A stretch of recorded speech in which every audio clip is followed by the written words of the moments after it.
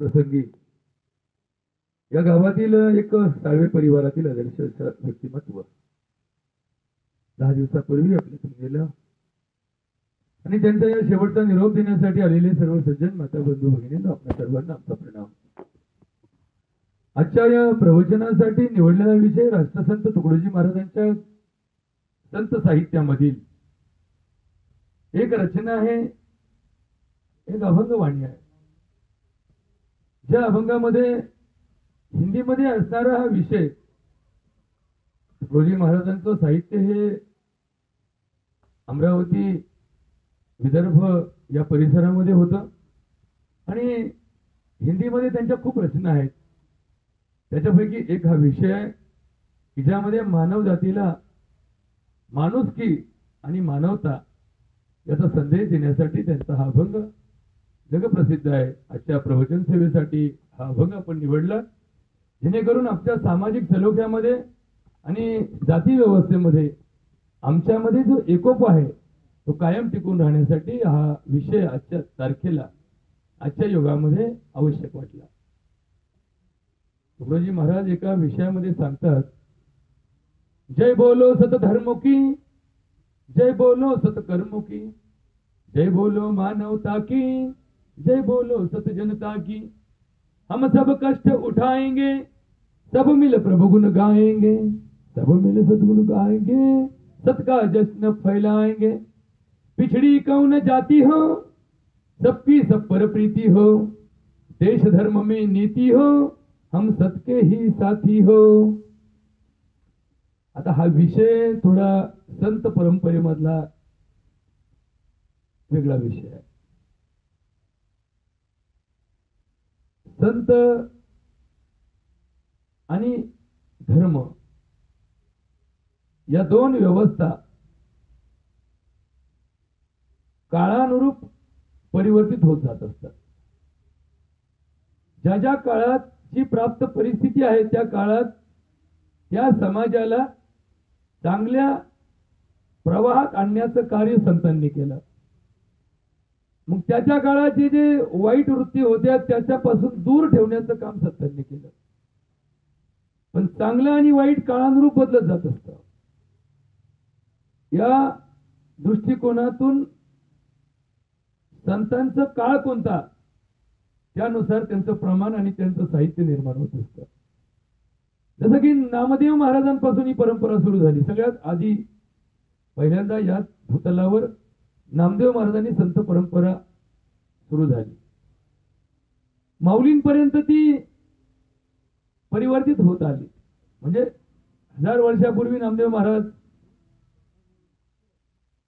700 वर्षापूर्वी माऊली, या मधल्या कालखंडामध्ये या संत परंपरेमध्ये अनेक बदल होत गेले। हा जो समाज आहे या समाजाच्या व्यवस्थेमध्ये जे बदल होत असतात, पहिले आपण झोपडीत राहायचो, राजा महालात राहायचा, आता सगळेच महालात राहायला लागले। त्यामुळे आता महाल आणि झोपडीतलं अंतर वेगळं काही सापडत नाही। आता आपण किती म्हणलो की झोपडीत फार आनंद असतो, तर झोपडीत कोणी राहतच नाही।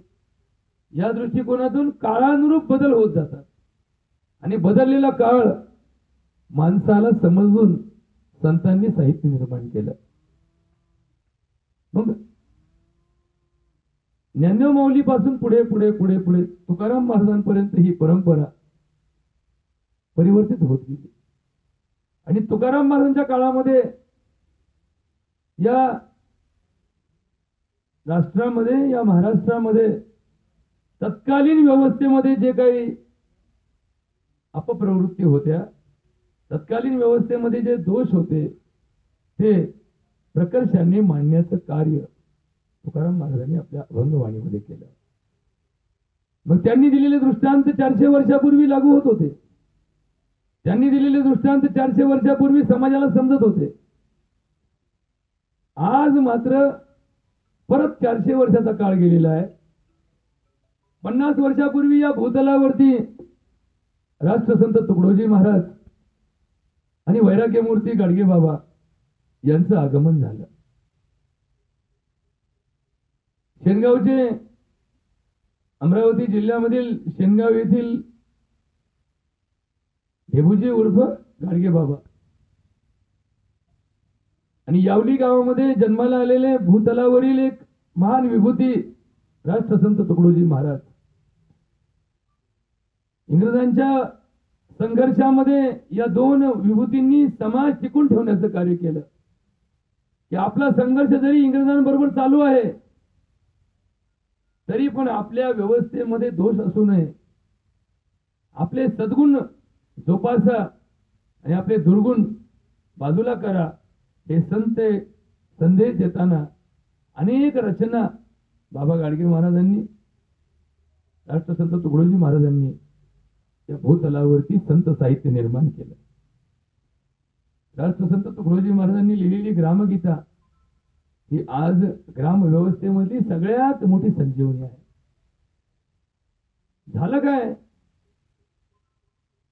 सुमेध साहेब, या वैष्णवांचा जो पारंपरिक विषय आहे आमचा वैष्णवांचा, विष्णुमय जग वैष्णवांचा धर्म, भेदाभेद भ्रम अमंगळ, ऐकाजी तुम्ही भक्त भागवत, कराल जे हित सत्य करा, कुणाही जीवाचा न घडो मत्सर, वर्म सर्वेश्वर पूजनाचे, तुका म्हणे एका देहीचे अवयव, सुख दुःख जीव भोग पावे.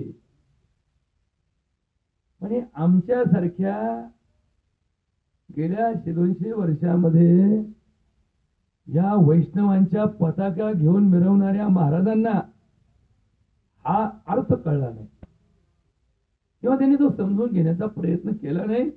त्यांनी काय केलं, त्यांनी राष्ट्रसंत तुकडोजी महाराज जी परंपरा सांगायला लागले कि पिछड़ी कौन जाती हो, सबकी सब पर प्रीति हो, देश धर्म में नीति हो, हम सबके ही साथी हो, स्पृश्यता हटे यह सारा देश कलंक मिटाने, सबके मन कर्तव्यशील हो, धन उद्योग बढ़ाने, सबका हो विश्वास प्रभु पर, सदधर्म को फैलाने. असा विचार मांडणारे राष्ट्रसंत तुकडोजी महाराज या परमार्थिक सेवेमध्ये असणारी जे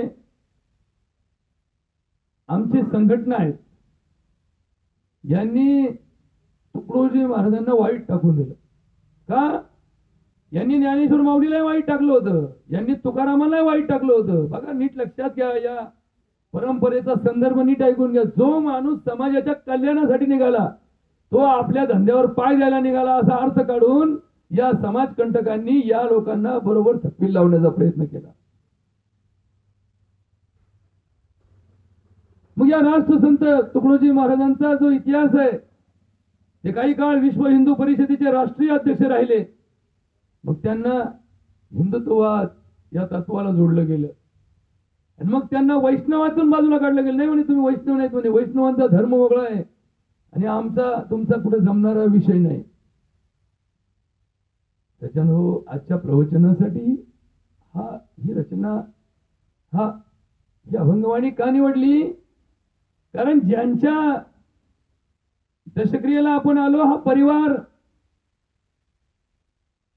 50 वर्षापूर्वी 100 वर्षापूर्वी या गावामध्ये जो वास्तव्याला होता, यांच्या पाचच्या पिढ्या, त्यांनी जे भोगलं, त्यांनी जे अनुभवलं, त्या आजच्या पिढीला जर कुणी गोष्ट म्हणून जरी सांगितली, त्यांची आजी अशी राहत होती, हिला समाज असा वागवीत होता, तर शहारे आल्याशिवाय राहणार नाही. मग कुणी घातली या धर्मामध्ये अशी चाल, कुणी लावलं यांच्या पाठीमागे हे दुखणं, कुणी केलं हे परिवर्तन, कुणी समजलं यांना त्याज्य, कुणी याला समाजामध्ये दुय्यम स्थानाचा मुका दिला, याचं चिंतन महत्वाचं आहे. धर्मो रक्षती रक्षिता, धर्माचं जो पालन करतो धर्म त्याचं रक्षण करतो. धर्म म्हणजे काय? आपण एखाद्याला खालचं समजायचं, हलकं समजायचं, स्वतःला शहाणं समजायचं, हा कोणता धर्म आहे? ज्या भगवद्गीतेवरती हा सनातन धर्म टिकून आहे, त्या भगवद्गीतेमध्ये भगवान कृष्ण एका चरणामध्ये सांगतो, सर चातुर्वर्ण मया सृष्टम गुण कर्म विभागशः, 4 वर्ण भूतलावर मानव जातीचे मी निर्माण केले. असं कोण म्हणतं? भगवान कृष्ण म्हणतो. पण कसे तयार केले? गुण कर्म विभागच्या. त्याचा गुण पहा, त्याचं कर्म पहा.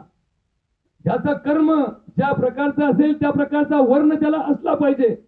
एखादा ज्ञानी आहे, बुद्धिमान आहे, पण समाजाच्या भल्यासाठी त्या ज्ञानाचा वापर करताना अर्थप्राप्तीचा विषय याच्या डोक्यात नाही, तो ब्राह्मण आहे. एक ज्ञानी आहे, हुशार आहे, पण ते ज्ञान आणि हुशारी मतलबासाठी वापरणारा वैश्य आहे, व्यापारी आहे, तो वैश्य धर्माचा आहे. शक्तिमान आहे, अंगात बळ आहे, रगत बळ आहे, हत्तीचा बळ ताकद आहे, पण दुबळ्यांच्या संरक्षणासाठी वापरणारा आणि अर्थप्राप्तीची आशा न ठेवणारा क्षत्रिय आहे. अंगात रग आहे, अंगात शक्ती आहे, सामर्थ्य आहे, पण स्वार्थासाठी आणि मतलबासाठी वापरणारे कोण आहेत? शूद्र आहेत. माझा या व्यवस्थेचा सरळ अर्थ भगवान कृष्ण भगवान सांगतात, चातुर्वर्ण्यम मया सृष्टम गुण कर्म विभागशः. परत त्याच्यामध्ये दुसरं चरण सांगतात, हे सगळं मी तयार केलं, पण माझ्यासाठी केलं नाही. सज्जन हो, आजच्या प्रवचनाचा मूळ विषय असा आहे की ज्याने कुणी या व्यवस्थेमध्ये मोठं आणि छोटं, उच्च आणि नीच या व्यवस्थेमध्ये ज्यांनी हे पुढे पुढे रेटत नेलं आणि अन्याय आणि अत्याचाराच्या बाजूला समर्थन देत गेले, त्यांची व्यवस्था धर्मशास्त्रामध्ये कुठे केली होती आणि का झाली याचं चिंतन थोडं समजून घेण्याचा प्रयत्न करूयात आपण.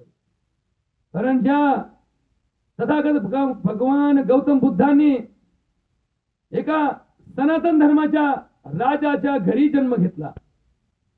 तथागत गौतम बुद्धाचे वडील हे राजा होते. आता राजाला काय कुठं निवडणूकला राहिला का तिका पोराला किंवा तुला उभं करतो झडपीला, मग तिथं आला का मग तुला खासदार करतो. राजाच्या घरची व्यवस्था कशी? राजाचा पोरगा कोण होणार? राजाच होणार. अशा राजगादीवर बसण्याची आयती संधी चालून आलेले तथागत या व्यवस्थेमध्ये त्रस्त झाले. हे काय म्हणे, आज तुझे भाव, एकाला जवळ करायचं, एकाला लांब करायचं, एकाला मडक्यात पाणी द्यायचं, एकाला चांदीच्या ताटात जेवायला बसवायचं. ही कोणती व्यवस्था आहे तुमची? आणि मग एक दिवस आपला संसार, आपलं घर, आपलं कुटुंब, आपली बायको, आपला परिवार, आपली राजगादी, आपला राजदंड, आपला राजेशाही असणारा थाट सोडून हा राजपुत्र अनवाणी निघाला आणि 12.5 वर्ष तपश्चर्या करून बोधिसत्व अवस्थेला गेला. तर मला तुम्हाला काय सांगायचं लक्षात घ्या, त्याचा जन्म कुठे झाला? हिंदू परिवारात झाला. मग हिंदू परिवारात झालेला आमचा राजपुत्र बुद्ध आणि बुद्धाचा धम्म हा का समाजाला देऊन गेला? बाबासाहेब तर ही आत्ताची एक ताजी उदाहरणाची गोष्ट आहे की ज्या वेळेस या राष्ट्रामध्ये समता, बंधुता आणि न्याय या तत्वाला धरून डॉक्टर बाबासाहेब आंबेडकरांनी आपल्या समाजाला एकाच वेळी या जगाच्या पाठीवरचं सगळ्यात मोठं रेकॉर्ड कोणतं असेल ते एकाच वेळी या दीक्षाभूमीवरती करोडो समुदायाला दीक्षा देण्याचा प्रसंग या बोधिसत्व डॉक्टर बाबासाहेब आंबेडकरांच्या माध्यमातून या दीक्षाभूमीवर घेतला गेला. आणि या सगळ्या वंचित घटकांना एका तत्वाखाली स्वाभिमानाने जगण्याचा मार्ग देणारे आमचे डॉक्टर बाबासाहेब आंबेडकर त्या तथागत बुद्धांच्या विचारांना जोडले गेले. हे जोडण्यापूर्वी त्यांनी सगळ्या धर्माच्या बाबतीमध्ये अभ्यास करण्याचा प्रयत्न केला की आमचा हा हरिजन वर्ग, आमचा हा मातंग वर्ग, आमचा दलित वर्ग, आमचा शोषित वर्ग, आमचा वंचित वर्ग आपण मुसलमानांना जोडूया. आमचा वर्ग आम्ही हिंदूंच्याच वैष्णव पंथाला जोडूया. आमचा वर्ग आम्ही ख्रिश्चनांना जोडूयात. ज्यावेळेस बाबासाहेबांनी अभ्यास सुरू केला, याचा सर्वे चालू केला, त्यावेळेस त्यांना अनेक आमिष दाखवली गेली. युरोप खंडातून येणारे हे धर्म मार्तंड एका विचारातून भारतामध्ये धर्म प्रचारासाठी आले. बाबासाहेबांची त्यांनी गाठ घेतली, म्हणे तुमच्या समाजाला आम्ही कोट्याधीश करून टाकू, सर्वात श्रीमंत करून टाकू, आमच्याकडे या, आम्ही तुम्हाला आमच्या येशूच्या माध्यमातून तुमच्यावरती कृपादृष्टीचा वर्षाव करण्याचा प्रयत्न करू. बाबासाहेब म्हणले, पैसा देऊन आणि पैसा घेऊन धर्म टिकत नसतो. धर्म हा अंतःकरणाची बाजू असते. धर्म हा अंतःकरणातला विषय आहे. जो पालन करील त्याच्यासाठी तो कल्याण करतो, जो पालन करणार नाही त्याचं कल्याण होणारच नाही.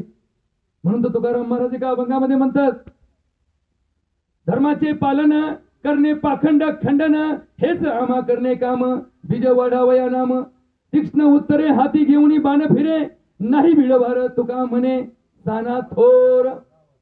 छोटा आणि मोठा हे वैष्णवांमध्ये, हे वारकऱ्यांमध्ये भेद नाहीये. एखादा राजा पंढरपूरला चालला, तो कोण आहे? माऊली आहे. आणि एखादा भिकारी पंढरपूरला चालला, तो कोण आहे? माऊलीच आहे. एखादा गडी पंढरपूरला चालला आणि एखादी बाई पंढरपूरला चालली, ती बाई कोण आहे? माऊलीच आहे. आणि तो गडी कोण आहे? माऊलीच आहे. लक्षात ठेवा, ही भेदाभेद भ्रम अमंगळ. मग बाबासाहेबांनी धम्माचा स्वीकार केला. धम्म म्हणजे काय? ते सूत्र, ते चिंतन, तोच विषय फक्त एका धम्मामध्ये दिला आणि त्रिपिटकामध्ये सांगितलं आणि या विश्वामध्ये प्रचार केला. बघा किती मोठी शोकांती आहे जर्मन साहेब. 235 राष्ट्रांचा हा भूतलावरचा प्रपंच. तथागत गौतम बुद्धांनी जगाच्या कल्याणासाठी हा धम्म दिला आणि आपल्या बुद्ध भिक्खूंना सांगितलं की जा आणि समस्त भूतलावरती याचा प्रचार करा. तुकडोजी महाराजांनी ग्रामगीतेमध्ये एक ओवी लिहिली, हातीने घेता तलवार बुद्ध राज्य करी जगावर. 235 देशापैकी फक्त 2 देशात हिंदू राष्ट्र आहे. आपलं नाहीच आहे. फक्त नेपाळमध्ये आता तेही बुडकळीत आले, दुसरं मॉरिशस मध्ये. या 2 देशामध्ये हिंदू राजवट आहे. बाकी कुठल्याही देशात हिंदू राजवट नाही. पण जगाच्या पाठीवर स्वतःचं अस्तित्व आणि स्वतःची जागा टिकून ठेवणाऱ्या 38 देशामध्ये बुद्ध राष्ट्र आहेत. जपान जगाच्या पाठीवरती तुम्ही कुठल्याही जगामध्ये गेला तर कुठलीही परदेशी वस्तू कोणती असते? मेड इन जपान असते. त्या जपानचा धर्म बुद्ध आहे. जगात सगळ्यात मोठा धर्म लोकसंख्येने मानला गेला तो चीन देश. त्या चीनचा धर्म बुद्ध आहे. थायलंडचा धर्म बुद्ध आहे. म्हणजे या बुद्धाचा प्रचार जगात झाला आणि ते देश बुद्ध विचाराने प्रेरित झाले. आमचं काय चाललंय? आम्ही धड इकडे नाही, धड तिकडे नाही, धड तिकडे नाही, धड तिकडे नाही, धड तिकडे नाही. आमचं आम्हाला मिळणार नाही. लग्न लावायचं ठरलं तर पुरीचा बाप म्हणतो या पद्धतीने लावायचं, पुरीची आई म्हणते नाही याच पद्धतीने लावायचं, येई म्हणतो त्या पद्धतीने लावायचं. हात टेकले म्हणले कोणत्या लावा जाऊन द्या. मग याला फोन केला, हो तू आहे का? नाही मला लग्न आहे त्या दिवशी. मग जाऊन दे, बामण नाही भेटला ना. हो जय भीम, अहो लावता का? हा मी मोकळा त्या दिवशी या, मग तुम्ही लावून टाका. हो मास्टर, अहो त्या दिवशी तारीख आहे का तुमची? मोकळी, मग लावा त्या पद्धतीने. जय बोलो सत धर्म की, जय बोलो सत कर्म की, जय बोलो मानवता की, जय बोलो सत. अरे या मानव जातीला कल्याणासाठी धर्म आहे. आम्ही तो आमच्या स्वकल्याणासाठी का वापरायला लागलो? याचं सगळ्यात मोठं चिंतन या संत परंपरेमध्ये जर कोणी केलं असेल तर ते संत तुकाराम महाराजांनी केलं. हा धर्माचा जो प्रपंच आहे, या धर्माच्या प्रपंचामध्ये हे सगळं व्यासपीठ, हे हार, हे तुरे, हे दर्शन, हे सगळा प्रपंच जर पाहिला तुम्ही, बारीक आहे का? बरं का सगळ्यांनी बारीक आहे का? तुकडोजी महाराज एका ठिकाणी सांगतात, ज्यासी नको करणे काही त्याने द्यावी देवाची ग्वाही. ज्यासी नको करणे काही त्याने द्यावी देवाची ग्वाही. आपली पापे लपवावी सर्व ही पाठीमागे. लोकात वाढवावा भ्रम, आपले चुकवावे श्रम. देवाची आणावे चालवावे कुकर्म, त्याने तर समाज बिघडिला. म्हणजे जसा एखाद्याचा किरणाचा धंदा असतो, एखाद्याचा शिकवण्याचा धंदा असतो, तसा आमच्या लोकांनी काय केला? याचाही धंदा करून ठेवला. कोण सांगतं? तुकाराम महाराज म्हणतात, कथा करून या दावी प्रेम करा. अंतरी जिव्हाळा कुकर्माचा, तुळशी खोवी कानी दर्भ खोवी शेंडी, लटकी धरी बोंडी नाशिकाची, टिळे टोपी माळा देवाचे गवाळे, वागवी आगळे पोटासाठी, गोसाव्याच्या रूपे हेरी परणारी, तयाचे अंतरी काम लोभ, कीर्तनाचे वेळी रडे पडे लोळे. लाख रुपये घ्यायचे म्हणलं मग रडे शिवाय लोळल्याशिवाय लोक देते. लोक म्हणजे तुला काय जेवढे पैसे द्यायचे का त्याच्यात पैसे लोक हसवले पाहिजेत, लोक उड्या मारायला लावले पाहिजेत, लोक रडायला पाहिजेत. सीतामाई वनवासाला गेली, पायात चप्पल नाही, बिचारी आहे म्हणतो किती हाल झाले तिचे. आता हिचे झाले हाल कोणाचे? सीतामाईचे. हे चांगल्याचा माल कोणाला भेटणार आहे? आम्हाला भेटणार ना. मग काय सांगितलं तुकाराम महाराजांनी? कीर्तनाचे वेळी रडे पडे लोळे, प्रेमी विना डोळे गळताती. तुका म्हणे ऐसे मायेचे मैंद, त्यांचे पाशी गोविंद नाही नाही नाही नाही नाही नाही. गोविंद कोणापाशी? गोविंद जनाबाईच्या जात्यावे, गोविंद वावरात पाबारीव हाकणाऱ्या शेतकऱ्यापाशी, गोविंद कांद्याला खुरपायला आलेल्या बाईपाशी, गोविंद लोकांचं दुःख निवारण करण्यासाठी प्रयत्न करणाऱ्या फाटक्या माणसाकडे आहे. तू दाखवला मी या 10 मिनिटाचं कीर्तन आणि 10 मिनिटं दर्शन सोहळा, हे टंगडे घ्या, आमच्या पोटाचे वाज घ्या आणि घरी जाऊन तुमचं कल्याण होईल. अरे असं जर कल्याण झालं असतं तर जगाच्या पाठीवरती दर्शन सोहळे चालले, या दर्शनातून लोक सुधारले असते. नामा म्हणे ग्रंथ श्रेष्ठ ज्ञानेश्वरी, एक तरी ओवी अनुभवावी. अनुभव शून्य, थेरी चालली सगळी थेरी. बोलायचा असता बोलायचीच कडीन बोलायचं बाब. तुम्ही म्हणायचं हरे राम, आम्ही म्हणायचं हरे राम. तुम्ही घरी गेले का राम राम ठोकला रामाला, चालले आपल्या इकडे तिकडं. आम्ही आमच्या धंद्यात, तुम्ही तुमच्या धंद्यात. आमच्या प्रपंचात परमार्थाचं काही घेणं नाही.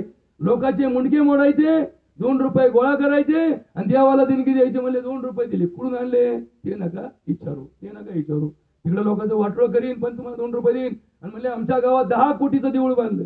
पैसे आणले कुठून? म्हणले त्यांच्याकडून घेतले ज्यांनी लोक लुटले. मग असे देऊळ बांधून कोणता देव पावायचा आहे आणि कोणता प्रपंच सुधारायचा आहे याच्यावरती आक्षेप घेतला तथागत गौतम बुद्धांनी. बघा गौतम बुद्धाची छोटीशी गोष्ट सांगतो सर. न्याय आणि अन्यायाच्या विरोधात कसा माणूस आहे. राजपुत्र होता, सिनेट मेंबर होता. राजपुत्र म्हणजे आपोआप सिनेट मेंबर व्हायचे. कशाचे? मध्ये राज्याच्या कॅबिनेटचे मिनिस्टर कोण असायचे? राजपुत्र असायचे. त्यांना राजपुत्रांना कॅबिनेट दर्जा दिला जायचा आणि मग त्यातून त्या 7-8 जणांमध्ये ज्याची चुणूक दाखवली जायची, चाणाक्षपुती दाखवली जायची, त्याला राजगादीवर बसवलं जायचं. कोलीय प्रांत आणि बुद्धाचा आपला दक्ष प्रांत. पाणी नदी जायची मधून आणि त्या नदीला जो पाणी असायचं त्याचं वाटप कोलियांना दिलं गेलं नाही. हे म्हणायचं नाही आमचं पहिल्यापासून हक्क आहे. तसं आपण म्हणतो ना पालखी आमच्याच गावात आहे ना, एखादा म्हणतो आमच्या गावात जाऊन तर नाही पहिल्यापासून आमच्या गाव, त्यांना घेऊ द्या, तुम्ही घ्या, ते आनंदी, तुम्ही नाही हो नाही जमायचंच नाही. तसं या प्रांतामध्ये लोक त्यांची जेव्हा संसद भरली त्या संसदेमध्ये म्हणले नाही आपला पहिल्यापासून हक्क आहे, हक्क सोडायचा नाही. भर संसदेमध्ये राजा समोर तथागत उभे राहिले. म्हणले हा मानवतेचा सरळ सरळ खून आहे. त्या नदीच्या अलीकडे आपण आहोत पण पलीकडे ते पण आहेत. त्या नदीचा पाझर जितका आपल्याकडे आहे तितका त्यांच्याकडे आहे. त्याच्या पाटाचं पाणी त्यांना द्यायला आपल्या संसदेत का मान्यता देऊ नये? म्हणले त्यांचं आपलं पिढ्यानपिढ्याचं वैर आहे आणि त्या वैराला जर आपण खतपाणी घातलं तर शत्रू जिंकेला आपण हारू. त्या शत्रुत्वाचा काय संबंध आहे? कोण म्हणतं? तथागत गौतम बुद्ध म्हटले त्यांना तिथून त्या संसदेत सस्पेंड करण्यात आलं. राजपुत्र असून त्या संसदेत हा इतिहास कदाचित कुणाला माहित नसेल. तथागत गौतम बुद्ध ही एक अशी महावती विभूती आहे. संसदेत सस्पेंड करण्यात आलं. ते म्हणले मला राजपुत्राचा दर्जाही नको. त्यांनी तो दंड आणि त्यांनी तो मानक सोडून दिला आणि सरळ निघाले. ते 12.5 वर्ष तपश्चर्या करून बोधिसत्व अवस्थेला प्राप्त झाले. त्याचा जो इतिहास आहे त्याच्यावर इतका वेळ नाही आपल्यापाशी. पण ज्या दिवशी ते पिंपळाच्या झाडाखाली बसून त्यांनी आपलं मौन सोडलं, सलग 48 दिवस उपाशी राहून केवळ ज्ञान ज्यांना प्राप्त झालं त्या तथागत गौतम बुद्धाने सगळ्या समाजाला सांगितलं की मी आज तुम्हाला मार्गदर्शन करणार आहे. लोकांना वाटलं 12.5 वर्ष हा माणूस कोणत्या समाजाशी बोलला नाही, समाजात आला नाही, आता तासभर याचं भाषण नक्की चालणार आहे. तसं काहीच झालं नाही. हा समाज जमला. तथागत गौतम बुद्धांनी 2च वाक्यामध्ये प्रवचन केलं. अरे माझ्या मातांनो, माझ्या बापांनो, माझ्या भगिनींनो, या जगात प्रत्येकाला दुःख आहे. प्रजा दुःखी आहे तसा राजाही दुःखी आहे, आई दुःखी आहे तसा बापही दुःखी आहे. पूर्वज दुःखी होते, उत्तराधिकारी सुद्धा दुःखीच आहे. पण हे दुःख तुमच्यामुळे मला आणि माझ्यामुळे तुम्हाला नसून या दुःखाचं जगात एकच कारण आहे, ते म्हणजे अज्ञान. अज्ञान माणसाला दुःखी बनवतं, ज्ञान माणसाला आनंदी बनवतं, सुखी बनवतं. आणि म्हणून माझ्या समाजाला माझी विनंती आहे की ज्ञानी व्हा. आणि तुमच्या ज्ञानासाठी मी धम्म देतोय. आणि मग धम्माची रचना झाली. किती सुंदर आहे महाराज. आमचे पंचशील किती सुंदर आहेत. आम्ही कधी वाचले नाही. आम्ही फक्त झेंडे लावतो, आम्ही फक्त जयंत्या साजऱ्या करतो, आम्ही फक्त उत्सव करतो. काय म्हणतात गौतम बुद्ध? पानातिपाता वेरमणी सिक्खापदम समाधियानी, अदानदाना वेरमणी सिक्खापदम समाधियानी, मूसावादा वेरमणी सिक्खापदम समाधियामी, कामेषु इच्छाचारा वेरमणी सिक्खापदम समाधियामी, सूरा मेरय मज्जमपावठटान वेरमणी सिक्खापदम समाधियामी. अरे बुद्धांनी पंचशील मध्ये सांगितलं, काही करा पण आयुष्यात चोरी करू नका. कोणत्याही दुसऱ्याच्या वस्तूला हात लावू नका. जरी ती वस्तू पडली असेल, कोणाला सापडली असेल, ती कोणाच्या तरी एखाद्याच्या कर्माची वस्तू असेल आणि ती तुम्ही जर उचलली तर चौर्य कर्म तुमच्या आयुष्यात, तुमच्या संसारामध्ये कधी सुख समाधान आनंद देणार नाही. कोणताही प्रसंग आला आणि किती फुकट मिळालं तरी व्यसन करू नका. ज्याने व्यसन केलं त्याचं कधीच कल्याण होत नाही, हे आमच्या पंचशिलात सांगितलं. व्यभिचार करू नका. परस्त्रिया सदा बहिणी माया. लग्नाची बायको सोडून दुसऱ्या कोणत्याही स्त्रीकडे फक्त एकाच नजरेने पहा.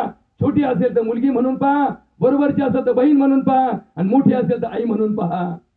तुमच्या नजरेचा जो दोष आणि वासना चिटकली तर तुमच्या संसारात, तुमच्या समाजाचा कधीही उद्धार होणार नाही. त्याला म्हणतात पंचशील. तुम्हाला काही पाहिजे, काही झालं, कोणताही प्रसंग आला तर खोटं बोलू नका. सत्यम वद धर्मम सत्य सत्यम वद. खरंच बोला. भले 2 रुपये मिळतील न मिळतील, एखादं पद मिळेल न मिळेल, सुखे दुःखे समे कृत्वा लाभा लाभो जया जयो ततो युद्धाय युज्यस्व न त्वं पापम आपनुयात. खरं बोलून मिळालेला पराभव, खोटं बोलून मिळालेल्या विजयापेक्षा अधिक आनंददायी आणि अधिक समाधानी असतो. हे तत्व सांगितलं कोणी? बुद्धांनी. आपण बुद्ध फक्त फोटोत ठेवले, बुद्ध फक्त मंदिरात ठेवले, बुद्धाचे विहार तयार केले, पण आमच्यात काय? तर तुम्हाला एक उदाहरण देतो बघा, पटलं तर. माझ्या जीवनात माझ्या डोळ्यांनी पाहिलेलं उदाहरण आहे. मी एकदा एड्स नावाच्या आजारावरती औषध शोधण्याचा प्रयत्न केला आणि त्याचं जो संशोधन कार्य झालं त्याच्यावरती मला भारत देशाचा प्रतिनिधी म्हणून थायलंड देशामधल्या बँकॉक येथे आंतरराष्ट्रीय जागतिक परिषदेसाठी निवडलं गेलं. आम्ही भारत सरकारचा शास्त्रज्ञ म्हणून तिथे जात होतो. त्या देशाचा पाहुणा म्हणून माझ्या स्वागतासाठी त्या देशातले इंडस्ट्रियल मिनिस्टर, औद्योगिक मंत्री सचदेवा नावाचे मंत्री होते. त्या मंत्र्यांकडे माझ्या स्वागताची जबाबदारी दिली होती. आता मंत्री म्हणजे तुम्हाला माहिती आहे त्याचा तो काय असतो, ताफा. पुढे 2 पोलीस गाड्या, मागे 2 पोलीस गाड्या, त्याच्यामध्ये ब्लड बँक सगळं चालण्याची कोंबडी मारण्याचा मसाला, म्हणजे सगळा मसाला सांगा. चेअरमन साहेब, त्या गाडीत मी बसलो. प्रसंग नीट ऐकून घ्या. आमची गाडी रस्त्याने चालली. थोड्या वेळानंतर ड्रायव्हरला सूचना केली. कोणी? मंत्र्यांनी सूचना केली, गाडी उभी करा. गाडीत बसून राहिले. मी म्हणलं असं काय? कोणी भेटलं नाही, कोणी रामराम टाकलं नाही, काय नाही. बसून राहिले गाडीमध्ये. तेवढ्यात त्या चौकात एका बाजूने एक बुद्ध भिक्खू पायी चालत आले होते. बघा राजव्यवस्था कशी असावी, राजधर्म आणि देशधर्म याच्यातलं अंतर कुठे असतं बघा. तो बुद्ध भिक्खू पायी चालत आला, तो मंत्री गाडीतनं खाली उतरला, त्या बुद्ध भिक्खूला अभिवादन केलं आणि जोपर्यंत त्या चौकातनं बुद्ध बाहेर जात नाही तोपर्यंत त्या मंत्र्याची गाडी उभी राहिली. ही हली धर्माची ताकद असते. धर्म वैराग्याचा प्रतीक आहे, धर्म सौभाग्यासाठी नसतो. माझ्याकडे खूप पैसा आहे, माझ्याकडे खूप पद आहेत, मी फार मोठा आहे म्हणून मी धार्मिक नाही, आणि मी फाटका आहे, पण माझ्या अंतःकरणात माणुसकी जिवंत आहे. माझ्याकडे रुपा आहे पण मी म्हणतो तुला काम होत असेल तर घेऊन जा. याला धर्म म्हणतात. आणि खरा धर्म खरा एकच धर्म जगाला प्रेम अर्पावे असा विचार घेऊन तथागत गौतम बुद्धांनी या धर्म प्रेरणेमध्ये आपली संस्था उभी केली आणि त्याचा हा सगळा प्रचार आणि प्रसार या जगामध्ये करण्याचा प्रयत्न केला. या मूळ विचारांमध्ये तुकडोजी महाराज काय म्हणतात, जय बोलो सत धर्मो की, जय बोलो सत कर्मो की, जय बोलो मानवता की, जय बोलो सत जनता की. हम सब कष्ट उठाएंगे, सब मिल सुख पाएंगे, सब मिल प्रभु गुण गाएंगे, सत का जश्न फैलाएंगे. पिछड़ी कौन जाती हो, सबकी सब पर प्रीति हो, देश धर्म में नीति हो, हम सत के ही साथी हो. झालं काय माहिती का? कर्म एका बाजूला चाललंय, धर्म एका बाजूला चाललाय आणि आमचं वर्म तिसरीकडे चाललंय. बरोबर का? जगात आजच्या व्यवस्थेमध्ये या जाती व्यवस्थेमध्ये एक दोष निर्माण झाला. जातीचा आणि आमच्या कामाचा काही संबंध राहिला नाही. आमचं काम आणि आमची जात हे कुठं जोडतात. माळी फुलं विकत आणून घरात हार घालतो. आता खरं तर या 12 बोलुत्याच्या 18 पगड जातीच्या व्यवस्थेमध्ये ग्रामधर्म होता. काय होता? ग्रामधर्म होता. सर्व गावासी सुखी करावे, अन्न वस्त्र पात्रादी द्यावे, परी स्वतः भूक दुःखाची भोगावे. भूषण तुझे ग्रामनाथा, कष्ट करोनी महाल बांधसी, परी झोपडी ही नाही नेटकीची. स्वातंत्र्या करिता उडी घेतची, मजा भोगती इतरची. ऐस्या भोळ्या शंकराची, सौख्य लाभावे सर्व देशी. मानवताची पूर्णता तुलसी, प्राप्त व्हावी मनागाची. म्हणून केली ग्रामगीता, संबंध यावा सागर सरिता. ऐसा तुझा सर्वांशी, तुझ्या श्रमास प्रतिष्ठा मिळो. सकलांचे लक्ष तुझकडे वळव, मानवतेचे तेज झळझळो. विश्वा माझी येऊ ऐसेच हो जनीवनी, मित्र तू वाढो त्रिभुवनी. तुकड्या म्हणे हे चिथे. रामगीतेची अर्पण पत्रिका लिहिताना तुकडोजी महाराज म्हणतात, अरे उच्च नीचपणा, श्रीमंत गरीब भेद, पदाधिकारी आणि पदच्युत अधिकारी याच्यामधला भेद जो निर्माण केला गेला, हा मानवतेला असणारा कलंक आहे. माणूस एक आहे, तो भिकारी असला तरी त्याला आत्मा आहे आणि तो राजा असला तरी त्याला आत्माच आहे. आई मरणार आहे, तोही मरणार आहे. आणि म्हणून तर आमच्या महाभारतामध्ये भीष्म पर्वामध्ये, या वन पर्वामध्ये जेव्हा हे 5 पांडव वनामध्ये होते आणि ते यक्षाने जेव्हा प्रश्न विचारला गेला, तो यक्ष विचारतो युधिष्ठिराला, अरे जगातलं आश्चर्य काय? जगातलं आश्चर्य काय? आता आमच्या पुस्तकात दिले 5 आश्चर्य, ताजमहाल आश्चर्य, हे आपलं डुप्लिकेट आश्चर्य आहे. सत्य अर्थ कोणी सांगितलं? त्या महाभारतामध्ये युधिष्ठिराने सांगितलं, अहन्यानि भूतानि गच्छन्ति यमसदनः, शेषः स्थावरम इच्छन्ति, किम आश्चर्यम अन्यत् परम. आता ही संस्कृत ही घोटाळा पडत होतो. बुद्ध धम्म म्हणलं पालीमध्ये लिहिला. आता पाली कोणला येते? आता आम्हाला ती थोडकी मोठी, आम्ही सगळे शिकलो. अरबी मुसलमान म्हणलं का अरबी धर्म. आता कोणत्या मुसलमानला अरबी येते? आता आम्हाला येते कारण आम्ही त्यात जरा थोडेफार गाव आहे ना, 2-4 कुस्त्या खेळून आलो. मग जगाच्या पाठीवरती या धम्माचं नाव आम्हाला काय कळत नाही, कारण आमचा धम्म पालीत आहे, आम्ही मराठीत बोलतो. आमचा कुराण अरबीत आहे, आम्ही मराठी बोलतो, हिंदी बोलतो. आमचा वेद संस्कृत मध्ये आहे, आम्हाला संस्कृत कळत नाही. आणि म्हणून संस्कृत आणि संस्कृती ही संस्कारात जोपर्यंत नाही तोपर्यंत समाजात धम्म आणि धर्म टिकणार नाही. आणि म्हणून चिंतनाचा भाग आहे आजच्या व्यवस्थेमध्ये हे जातीयतेचं विष कालवण्याचं काम चाललंय. फक्त जातीयतेचं विष. जातीचं नाव घ्यायचं, जातीच्या नावाने एखाद्याला बदनाम करायचं, जातीच्या नावाचं दूषण लावायचं, जातीच्या नावाने सामर्थ्य निर्माण करायचं, जातीच्या नावाने एकमेकाला पाण्यात पाहायचं. याच्यावरती संत साहित्यामध्ये खूप मोठं काम झालं, खूप मोठं काम झालं. आणि म्हणून या कामाचा प्रतीक म्हणून अनेक संतांनी साहित्य लिहिलं. या साहित्यामध्ये तुकडोजी महाराज मागे नाहीत, तुकाराम महाराज मागे नाहीत, संत ज्ञानेश्वर माऊली मागे नाहीत. अरे तुकाराम महाराज एका अभंगामध्ये म्हणतात, जन्मन नीचपणा बरवे देवा, नचले कुणाचा दावा, महापुरे झाडे जाती तेथे लवाय राहती, येता सिंधूच्या लहरी नम्र होता जातीवरी, तुका म्हणे कळ पाया धरिल्या नचले बळ. मी महाराज नाही, पण महाराजापेक्षा कमी नक्कीच नाही. महाराज नक्कीच नाही. महाराज लोक असतील, त्यांच्या परंपरा असतील, त्यांच्यामध्ये पद्धत असेल, ही पद्धत कदाचित मला अवगत नसेल, पण त्यांच्यापेक्षा ज्ञानात आणि तत्वात आणि अनुभवात कमी नक्कीच नाही. महाराज कदाचित असं असेल, एखादा हिंदू राष्ट्रामध्ये हिंदू पंडित असेल, एखादा इस्लाम मध्ये असणारा मौलाना असेल, एखादा बुद्ध धर्मामध्ये असणारा भिक्खू असेल, एखादा ख्रिस्ती बांधवामध्ये असणारा पोप असेल, पण एकच माणूस हिंदूंचा पंडितही आहे, तोच माणूस इस्लामचा मौलानाही आहे, तोच माणूस बुद्धाचा भिक्खू आहे, आणि तोच माणूस ख्रिश्चनाचा पोप आहे, तोच माणूस जैनांचा साधक आहे. असा माणूस जगामध्ये आजच्या तारखेला एकच आहे की जो तुमच्या समोर बोलतोय. बाकी मला काही सांगायची गरज नाही. याच्यापेक्षा दुसरा माणूस असू शकत नाही जगात. कोणाचाही किती कुठं श्रीमंत असू द्या, पण एकाच वेळेस हिंदू, मुस्लिम, ख्रिश्चन, बुद्ध आणि जैन या 5 धर्माचं तत्वज्ञान एकाच वेळेस अवगत करून ज्या भूतलावर या पाचींच्या सह समाज परिवर्तनाचं ध्येय घेणारा एकच जगात वेडा आहे, तो तुमच्या समोर बोलतोय. याच्या पलीकडे काही नाही. आणि म्हणून तत्वज्ञानाचा भाग तुम्हाला सांगतो की या धम्माने, या संस्काराने दशगुण दिले, अष्टांग मार्ग दिले. अष्टांग मार्ग इतकी मोठी तत्वज्ञानाची भाषा आहे, पण सोपी करून सांगण्यात आली. सम्यक दृष्टी, सम्यक काया, सम्यक वाचा, सम्यक आजीविका, सम्यक संकल्प, सम्यक आहार, सम्यक व्यायाम आणि सम्यक समाधी.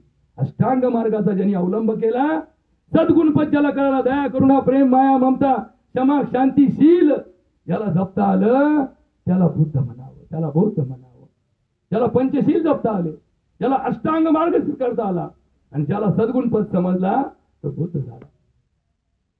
ज्याला या भूतलावर असणारे यम नियम कळाले, सत्य, अहिंसा, अस्तेय, अपरिग्रह, ब्रह्मचर्य, शौच, संतोष, स्वाध्याय, तप आणि ईश्वर प्रणिधान या यम नियमांचा पालन करणारा प्रत्येक साधक हा हिंदू परंपरेला धरून असतो. आम्ही आता काय करतो? आम्ही फक्त झेंडे घेतो, मिरवतो. आम्हाला फक्त झेंडे मिरवण्याचा नाद लागला, संघटन करण्याचा नाद लागला, पण त्या संघटनेच्या पाठीमागे असणारं तत्व आम्हाला माहितच नाही. एका साधूने सांगितलं, संघशक्ती कलियुगी. कलियुगामध्ये संघशक्ती सगळ्यात मोठी असते. आम्ही शक्ती केली, पण त्या शक्ती पाठीमागे असणारी भक्ती आम्ही विसरून गेलो. भावे विना भक्ती, भक्ती विना मुक्ती, बळे विना शक्ती बोलूच नाही. आम्हाला भावच नाही राहिला. आम्ही फक्त कांद्याचा भाव, बटाट्याचा भाव, टमाट्याचा भाव येत पाहत बसलो. पण ज्या भक्ताला भक्ती करायची असेल त्याच्या अंतःकरणातला भाव आम्ही पाहिलाच नाही. किती भाव असतात? ज्या भक्ताला भक्ती करायची असेल त्याच्या अंतःकरणामध्ये पंचभाव असणं आवश्यक आहे. मग तुम्ही हिंदू असाल, मुसलमान असाल, ख्रिश्चन असाल, बुद्ध असाल, जैन असाल, पारशी असाल, यहुदी असाल, तरी तुमच्या अंतःकरणातला भाव मात्र असल्याशिवाय ती भक्ती फळाला जाणारच नाही. माऊली जेव्हा म्हणतात हवे बिन भक्ती, तत्वज्ञानाची भाषा समजून घ्या. भगवद्गीतेच्या 12व्या अध्यायामध्ये, भक्तियोग अध्यायामध्ये भगवान कृष्णाला अर्जुन प्रश्न विचारतो, एवं सतत युक्ताये भक्ता स्वम परि उपासते इच्छापक्षर व्यक्तम ते शाम के योग वित्तम. अरे देवा, ही तर काही लोक हात जोडी देत मध्ये, देवा आता पोरं म्हणतात नातवाला, नातू आजाला विचारतो वर काय, वर काहीच नाही, तू कोणाला हात जोडतो? त्याच्या उलट एक जण म्हणतो थांब देवाला पाणी घालतो. पोरग म्हणतो मला चहा प्यायचं, दूध आहे का? बाप म्हणतो नाही थांब मला अभिषेक करायचा आहे. सून म्हणते अहो मला इथं फोडणी द्यायची होती, तेल लागत होती. म्हणतो नाही देवाला तेल घालायचंय. एक जण असा तेल घेऊन जातो, वतितो टँकरनी तेल वतितो देवाच्या नावाने. ते चाललंय गटरीला खाली, लोकांच्या घरात खायला तेल नाही याचं तेल चाललंय गटरीला. इथं लोकांना सगळ्या गटरीचा वास होतो आणि हाताला देवाला फुलं घेऊन हार घालून, त्याच्यामुळे हा हार कमी गळ्यात घालीत नाही. जो हार घालण्याचा अधिकार फक्त दोघांनाच आहे. एक तर देवाला आहे, नाही तर मढ्याला आहे. जर मी मढही नाही आणि देवही नाही, मला कुठं हार घालता? हार त्याला घाला जो देव आहे त्याला, नाही तर त्या मढ्याला घाला. आता माझं कुठं मड झालं, अजून नाही झालं ना, मग मला तोवर घालू नका जवळ माझं मुळ होत नाही. मग देव नाही ना, मी देव तिथं आहे. देव पहावयाशी गेलो, देवची होऊन ठेलो. भावे गावे गीत तरी हा सुलभ उपाव, चित्त करोनिया शुद्ध तुझ भावा आहे देव, तरी हा सुलभ उपाव. आता मी काय करू? या प्रश्नाचं उत्तर देताना भगवान कृष्ण म्हणतात, मय्या वेशम मनोयेमा नित्ययुक्ता उपासते ततया परयोपेता ते मे युक्ततमा मतः. अर्थ काय माऊली? जो माझी श्रद्धापूर्वक अंतःकरणाने नित्य, नाहीतर आपण काय करतो, बिरोबाची यात्रा आली का आदल्या दिवशी बोलितो, काट्या काढितो, सगळं साफ करतो, कलर फिलर मारतो, वर्गणी गोळा करतो, प्रसाद खातो, लोक जातात निघून. 2 महिने आला का पुढे गेला बिरोबा, काट्या दिसते ना, काट्याची का बिरोबाची, मग त्याला का नाही साफ करी? नाही जत्रा टायमाला सगळं करतो. जत्रा बित्रा पद्धती पाहुणे रावळे सगळे आमच्याकडे. कधी जत्राला किती दिवस? 3 दिवस जत्रा असते आमची. 4थ्या दिवशी कोण बिरोबा? आम्हाला नाही माहिती कुठं बिरोबा. असे तर आमचे चालले, आमची तर ही तर देवाची पद्धत. देव आम्हाला कळणार काय चाललं ते. हम है पुजारी तत्व के, गुरुदेव के आदेश के, सच प्रेम के, नित नेम के, सत धर्म के, सत कर्म के, हो चीड़ झुटे राह की, अन्याय की, अभिमान की, सेवा करने को दास की, परवाह नहीं हो जान की, छोटे न हो बुद्धि से, हो विश्वमय से ईशमय, प्रेममय अरुण्यानमय, जगदेवमय जगदीशमय, हर इंद्रियों पर ताब कर हम वीर हो अति धीर हो, उज्ज्वल रहे सर से सदा निज धर्म रत गंभीर हो, ये डर सभी जाता रहे मन बुद्धि का इस देह का, निर्भय रहे हम कर्म में पर्दा खुला कर स्नेह का, गाते रहे प्रभु नाम पर प्रभु तत्व पाने के लिए, हो ब्रह्म विद्य का उदय यह जी तराने के लिए, अति शुद्ध हो तन मन हमारा सर्वथा, अध्यात्म की शक्ति हमें पल भर भी न कर दे जुदा, इस अमर आत्मा का हमें हर श्वास में गम रहे, गर मौत भी आएगी तो सुख दुख में हम सम रहे. काय कळले गोड लागलं?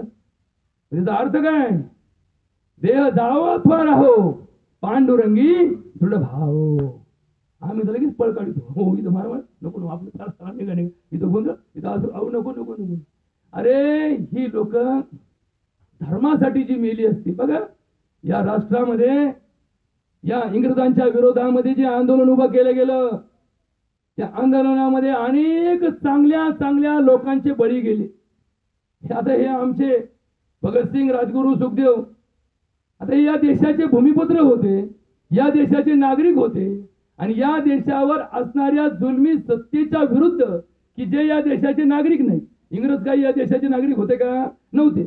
इंग्रज या देशाचे नागरिक नसताना त्यांनी राज्य का करावं म्हणून हा उठाव झाला, आणि त्या उठावामध्ये त्यांनी प्रतिनिधित्व केलं, म्हणून त्यांना फासावर चढवलं. त्यांनी काय कोणाचा खून नाही पाडला, कोणत्या बाईवर बलात्कार नाही केला, कोणावर अन्याय नाही केला, तरी त्यांना फाशी का दिली?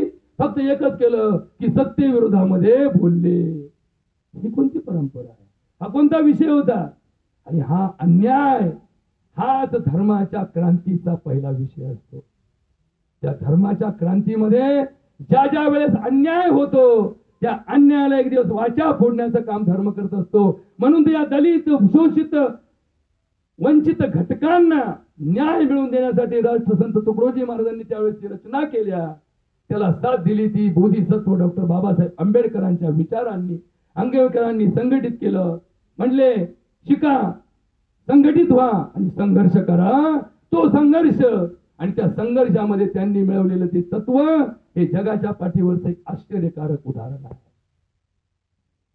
आता हे सगळं सांगून शेवटी काय? शेवटी एकच तत्व सांगतो. भक्ती मार्ग सगळ्यात सोपा, साधा, सरळ आहे. भक्ती मार्गासारखा श्रेष्ठ मार्ग जगात नाही.